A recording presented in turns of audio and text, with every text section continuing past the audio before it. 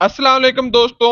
अगर आप अपना छोटा कारोबार शुरू करना चाहते हैं, दुकान खोलना चाहते हैं, सिलाई का काम, ऑनलाइन बिजनेस या फिर ट्रेडिंग वगैरह या फिर किसी और हलाल रोजगार से पैसे कमाना चाहते हैं, लेकिन आप सूद लेना नहीं चाहते और आपको पैसों की जरूरत पड़ चुकी है, तो आज की वीडियो बहुत ज्यादा अहम होने वाली है। आज की वीडियो के अंदर मैं आपको एक ऐसे पाकिस्तान के प्रोग्राम के बारे में बताऊंगा जहां जरूरतमंदों को बगैर किसी सूद के कर्ज दिया जाता है। यानी आप जितनी मर्जी रकम हासिल करते हैं, आमतौर पर वही रकम आसान माहाना के साथ पर आपको वापस करनी होती है। इस पर किसी किस्म के भी बैंकों की तरह कोई सूद वसूल नहीं किया जाता। लेकिन सबसे पहले आपका ये सवाल जो कि आपके जहन में आ रहा होगा, कितनी रकम मिल सकती है, कौन लोग अप्लाई कर सकते हैं, किन डॉक्यूमेंटेशन की जरूरत होती है, कर्ज कितने अरसे के लिए मिलता है, दरखास्त कैसे दी जाती है और ये इदारा कौन सा होने वाला है, इन तमाम तर सवालात के जवाब इंशाल्लाह इस वीडियो के अंदर ही मैं आपको दूंगा। इसलिए आपने वीडियो जरूर देखनी है, लेकिन उससे पहले अगर आपको वीडियो अच्छी लगी तो आपने हमारा चैनल जरूर सब्सक्राइब कर लेना है और वीडियो को भी लाइक कर देना है। सबसे पहले बात करते हैं कि कर्ज की रकम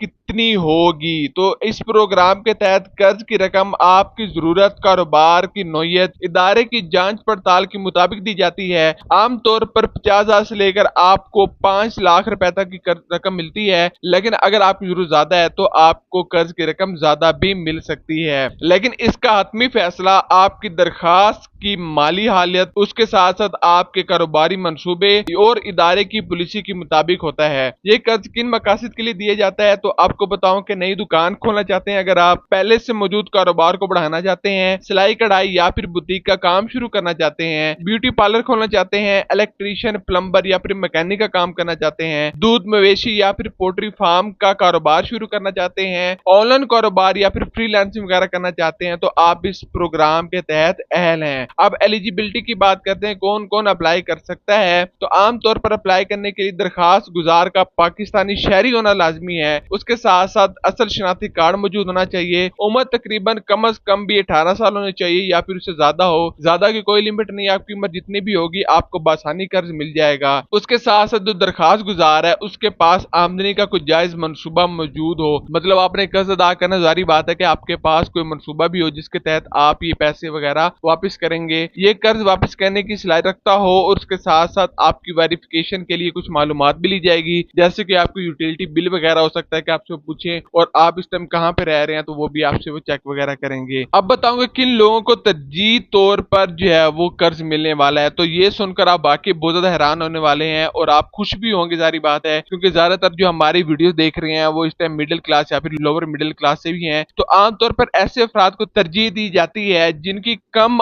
आमदनी होगी। अगर आपकी कम आमदनी है तो आपको तब भी यहाँ से ज्यादा तरजीह तौर पर कर्ज दिया जाएगा। बेरोजगार जवान है, उसके साथ साथ खवातीन जो भी घर में कारोबार वगैरह शुरू करना चाहती हैं, छोटे कारोबारी अफराद या फिर वो अफराद जो कि अपना कारोबार बढ़ाना चाहते हैं, वो यहाँ से तरजीही तौर पर कर्ज ले सकते हैं। अब बात करते हैं कि डॉक्यूमेंटेशन की। तो डॉक्यूमेंटेशन आपकी क्या लगेगी। दरखास्त देते वक्त आमतौर पर दर्ज झेल आपको डॉक्यूमेंटेशन की जरूरत होगी, जिसके अंदर शनाख्ती कार्ड आ जाता है और उसकी एक कॉपी होगी। शनाख्ती कार्ड आपका वैलिड हो। अगर आपको 3, 4, 5 माह के अंदर आपका कार्ड एक्सपायर होने वाला है तो आपको चाहिए कि आप अभी पहले उस कार्ड को रिन्यू करवाएं जाके नादर ऑफिस के अंदर, तब भी अप्लाई करिएगा। पासपोर्ट साइज तस्वीर आपकी लगेगी। उसके बाद ऐसा आपका नंबर लगेगा जो आपका 24 घंटे ऑन रहता है, ये आपने ख्याल रखना है। घर के पते का सबूत भी आपने देना है, जारी बात है, अगर वो मांगे तो आपसे, उसके लिए आपका यूटिलिटी बिल लगेगा। कोई भी बिल आप ले लें घर का, वो आप लगेगा, वो बिल आपको देना पड़ेगा और आपका जो है वो वेरिफिकेशन हो जाएगी आपके पते की। उसके साथ साथ अगर आप बड़ा लोन लेते हैं, ऐसा लोन जो आपको 10-15 लाख का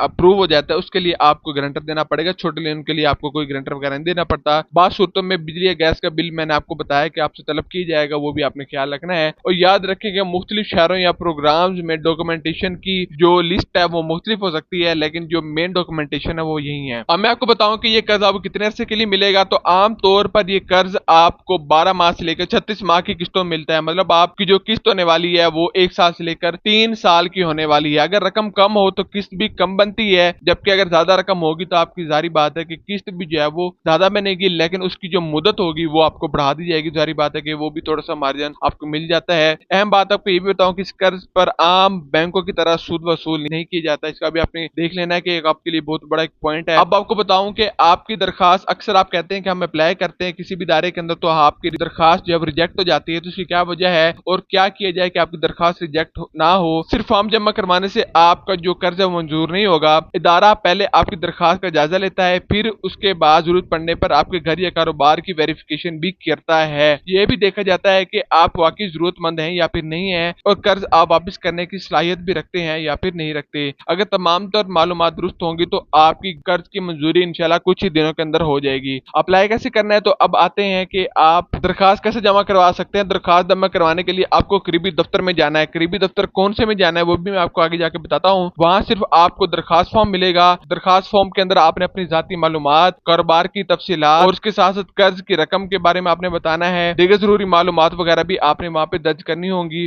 उसके साथ साथ आपने अपने तमाम तर डॉक्यूमेंटेशन जो भी आपसे उस इदारे के अंदर मांगी जाए कि आपने ये तमाम तो जॉब एप्लीकेशन के साथ ये वाली डॉक्यूमेंटेशन भी जमा करवानी है। आपने वो तमाम तो डॉक्यूमेंटेशन भी अपने फॉर्म के साथ लगा के जमा करवानी है। फिर इदारा आपकी दरखास्त की जांच पड़ताल करेगा। अगर तमाम तो शराइत पर पूरा करते हैं तो कर्ज की मंजूरी आपकी इंशाल्लाह 2 से 3 दिन के अंदर हो जाएगी और आपको रकम भी मिल जाएगी। क्या कर्ज के लिए कोई फीस वगैरह भी है, तो आपको बताते जाऊंगी किसी किस्म की कोई फीस वगैरह नहीं है। अगर कोई एजेंट वगैरह आपसे फीस वगैरह ले रहा है तो आपने कोई फीस वगैरह नहीं देनी। इस इदारे के अंदर आपको किसी किस्म की कोई भी जो है वो फीस वगैरह अदा नहीं करनी पड़ेगी। अब मैं आपको बताता हूँ कि कौन सा इदारा है जो कि आपको बगैर सूद ये कर्ज दे रहा है। तो आपको बताऊं कि अल खिदमत फाउंडेशन पाकिस्तान ये इदारा है जो कि मुख्तलिफ शहरों के अंदर बिला सूद प्रोग्राम के तहत आपको कर्ज देता है, लेकिन जरूरतमंदों को ही देता है जो कि कारोबार शुरू करना चाहते हैं या फिर अपना कारोबार को बेहतर बनाना चाहते हैं। अगर आप अप्लाई करना चाहते हैं तो आप करीबी अल खिदमत फाउंडेशन के दफ्तर में रब्ता कर सकते हैं या फिर उनकी ऑफिशियल वेबसाइट पे भी जाकर अपने करीबी शहर के दफ्तर की मालूमात भी हासिल कर सकते हैं। अगर आपको वेबसाइट का नहीं पता तो मैं इंशाल्लाह आपको डिस्क्रिप्शन के अंदर लिंक भी छोड़ दूंगा, आप वहां पे देख सकते हैं। लेकिन साथ साथ आपको व्हाट्सएप का लिंक भी मिल जाएगा जो कि आप हमारा व्हाट्सएप चैनल ज्वाइन करके अपने करीबी जो दफ्तर है अल खिदमत फाउंडेशन का वहां के बारे में मुकम्मल मालूमात वगैरह ले सकते हैं। आखिर में मैं आपको ये जरूर गुजारिश करूंगा कि अगर आपको ये वीडियो की मालूमात अच्छी लगी हो तो वीडियो को लाइक जरूर करिएगा, चैनल को सब्सक्राइब करके बेल आइकन को जरूर दबा दीजिएगा ताकि पाकिस्तान में आने वाले तमाम तर सरकारी स्कीमों, बिला सूद कर्जों और प्रोग्राम और फाइनेंस प्रोग्राम वगैरह की तमाम तर अपडेट्स आपको सबसे पहले मिलती रहे। अल्लाह हाफिज।